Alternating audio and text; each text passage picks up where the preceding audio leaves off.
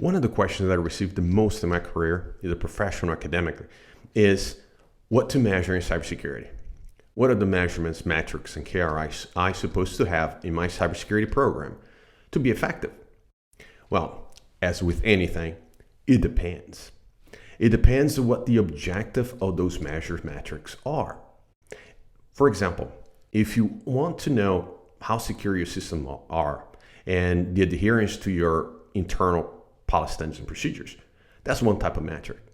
If those metrics and measures are for the senior leadership or the board, that is another set of metrics, and we're going to have a different take on that.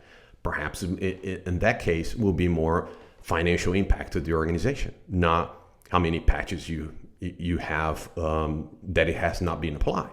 Now that probably won't mean much to them.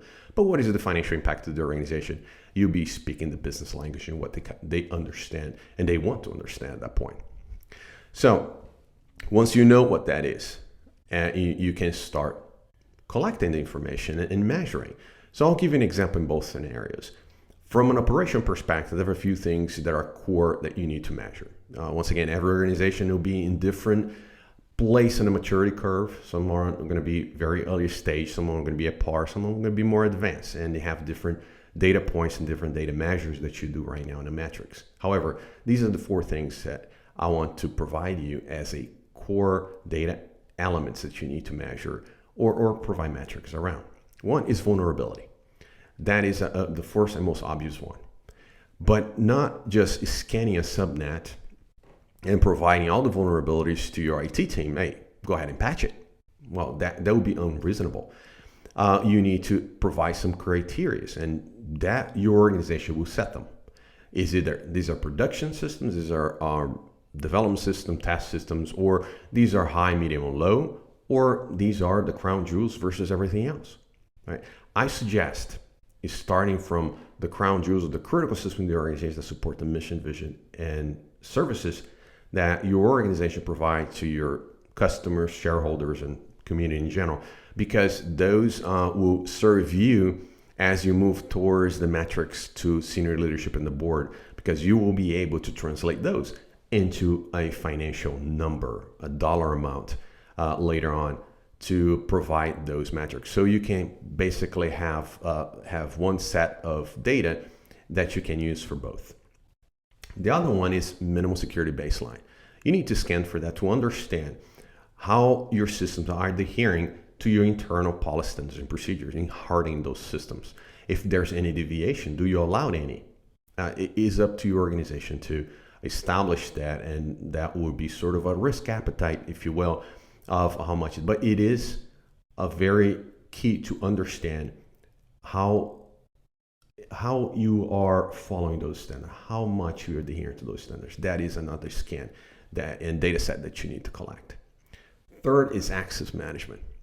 And that is for every user from an operating system perspective, from an application perspective, and not only privileged users, but all users. But privileged user will have a separate attention to it. And you perhaps have a separate number or metric or measure for those users. Once you collect that data, you also want to make sure that you compare to the authorized list that is supposed to be there or not. That is what will provide you the deviation of that metric. The last, actually the fourth, well, it will be the security controls that have an exception, a standard exception against the systems that you're scanning. In this case, for our example, the critical systems to your organization. How many exceptions? Those exceptions means they had to bypass, or they ask permission and accept the risk of bypassing the security controls that you have established for that particular system. So meaning it's not secure as you think it is because they have an authorized deviation, which they accept the risk. You need to understand those as well. Last but not least, the threats and threat actors.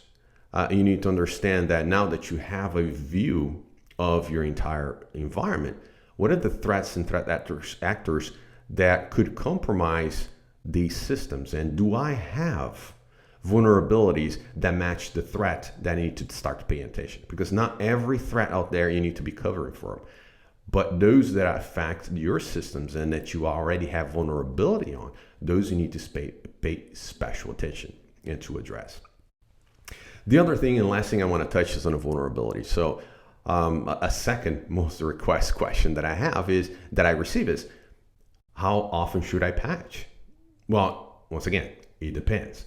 However, if you need some guidance, the NISTIR 8286B provides sort of a use case scenario, some timetables for you to get familiar with. And also the NIST 800-40 also provides how to establish that cybersecurity patching life cycle for your program. Those are two good guidelines for you to use and leverage. But once again, it will depend on each organization. This is not one shoe fits all.